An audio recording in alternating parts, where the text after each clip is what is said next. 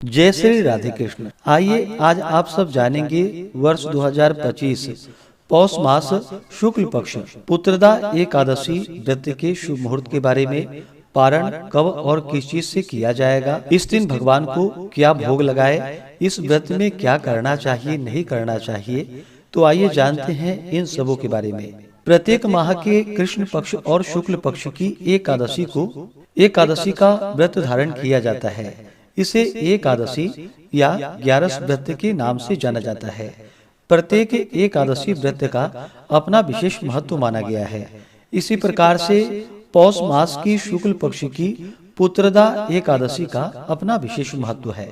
वैसे पुत्रदा एकादशी का व्रत वर्ष में 2 बार पड़ता है, एक तो श्रावण के महीने में और एक पौष के महीने में।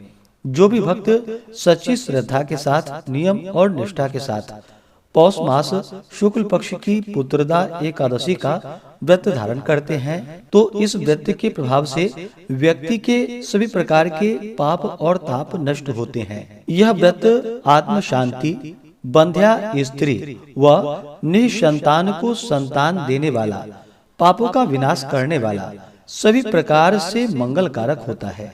इस व्रत को करने से मृतक आत्मा को भी मोक्ष प्राप्त होता है।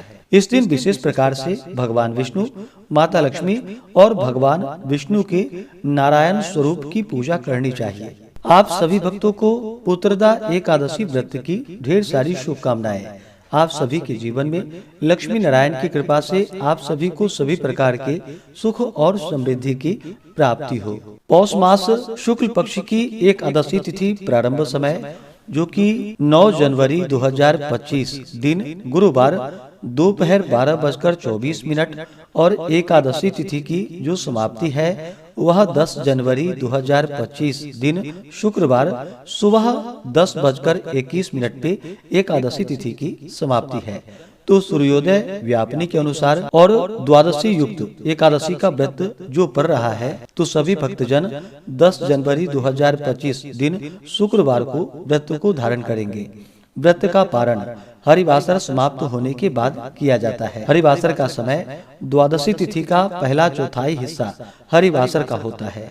तो द्वादशी तिथि की जो समाप्ति है वह 11 जनवरी 2025 दिन शुक्रवार सुबह 8:23 पे द्वादशी तिथि की समाप्ति है। व्रत का पारण 11 जनवरी को सुबह 7:15 से सुबह 8:22 तक सभी भक्तजन व्रत का पारण कर लेंगे।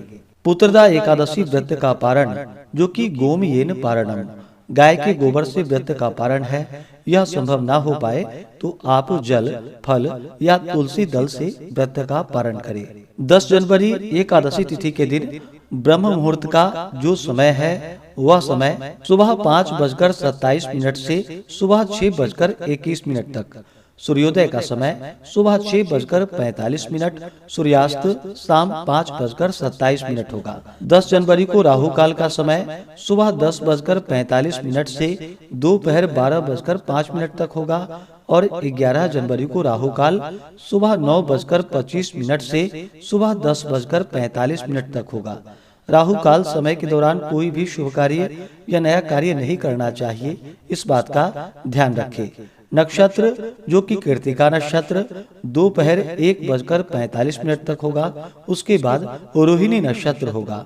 योग शुभ योग होगा दोपहर 2:37 तक। उसके बाद शुक्ल योग होगा। जो भी भक्तजन एकादशी का व्रत धारण करने वाले हैं उन्हें चाहिए कि 10वीं तिथि के दिन सूर्यास्त होने से पहले ही भोजन ग्रहण कर ले।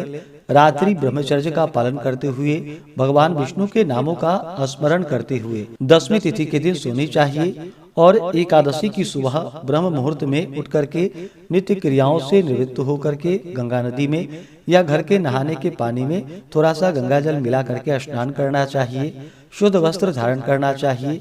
भगवान सूर्य नारायण को अर्घ्य प्रदान करनी चाहिए और फिर जो भी व्रती हैं उन्हें व्रत का संकल्प लेना चाहिए। व्रत के लिए भगवान विष्णु से प्रार्थना करें कि हे भगवान विष्णु, आज मैं पौष मास शुक्ल पक्ष की पुत्रदा एकादशी का व्रत धारण करने जा रहा हूँ या करने जा रही हूँ। इस प्रकार से भगवान से प्रार्थना करें कि यह व्रत मेरा निर्विघ्न पूरा हो और हमें पुण्य फलों की प्राप्ति हो। आपके मन में जो भी इच्छा हो, जो भी कामना हो, वह भगवान विष्णु से कहें। और एकादशी तिथि के दिन दिन रात्रि उपवास रहते हुए व्रत को धारण करें। जो उपवास नहीं रह पाते हैं, जिनका स्वास्थ्य सही ना हो, तो आप एक समय फलाहार ग्रहण करके व्रत को धारण करें।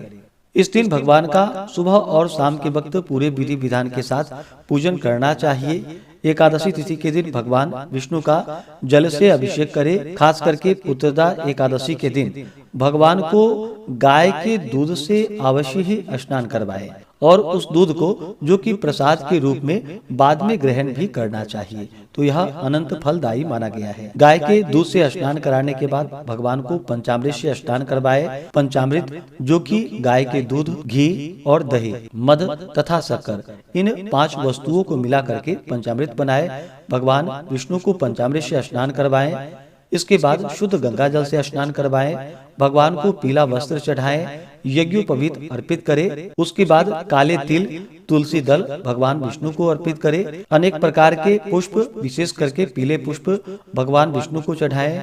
कमल का पुष्प मिल सके तो कमल का पुष्प अर्पित करें। फिर धूप और दीप दिखाएं। अनेक प्रकार का नैवेद्य आदि अर्पित करें। खास करके इस दिन भगवान को गुड़ तथा तिल मिश्रित वस्तु का भोग अवश्य ही लगाना चाहिए। जब भी भगवान को भोग लगाते हैं, जो भी वस्तुएं अर्पित करते हैं, तो तुलसी दल डाल करके ही भगवान को भोग लगानी चाहिए।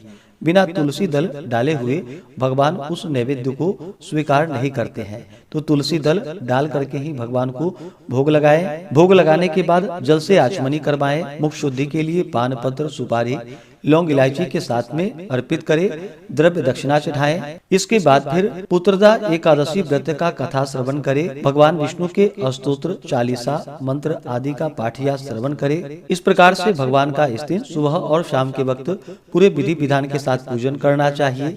एकादशी की रात्रि जहाँ तक हो सके जागरण करते हुए समय को व्यतीत करना चाहिए। द्वादशी की सुबह उठ करके स्नान करके शुद्ध वस्त्र धारण करके सूर्य नारायण को अर्घ्य प्रदान करे। उसके बाद भगवान का पूजन और आरती कर ले और फिर समय के अनुसार व्रत का पारण करना चाहिए। व्रती को व्रत के दौरान किसी के ऊपर क्रोध नहीं करनी चाहिए। अपने मन में किसी के प्रति ईर्षा या द्वेष का भाव नहीं लाना चाहिए। ब्रह्मचर्य का पालन करना चाहिए। जहाँ तक हो सके व्रत के दौरान ओम नमो भगवते वासुदेवाय या श्री कृष्ण गोविंद, हरे मुरारे आदि मंत्रों का जप करना चाहिए। व्रत के दौरान तामसिक वस्तुओं का, नशीले पदार्थों का सेवन नहीं करना चाहिए। भगवत चरण में अपना मन लगाना चाहिए। इस प्रकार व्रत को धारण करने से भगवान विष्णु अपने भक्तों के सभी प्रकार के पाप और ताप को नष्ट कर देते हैं। जब व्यक्ति के पाप और ताप नष्ट होते हैं, तभी उनके पुण्य उदित हो पाते हैं। इसके बाद ही सांसारिक सुखों की प्राप्ति हो पाती है। तो आशा करता हूँ कि यह जानकारी आपको अच्छा लगा हो। इसी प्रकार से ज्ञानवर्धक जानकारियाँ प्राप्त करते रहने के लिए, व्रत पूजा के बारे में जानने के लिए, कथा को सुनने के लिए चैनल पे अगर आप पहली बार आए हैं तो चैनल को लाल बटन दबा करके सब्सक्राइब करें। साथ में बेल आइकन घंटी को दबाएं ताकि आने वाली वीडियो का नोटिफिकेशन आपको समय से मिलता रहे। वीडियो को लाइक करें, शेयर करें। सुखी रहें और स्वस्थ रहें।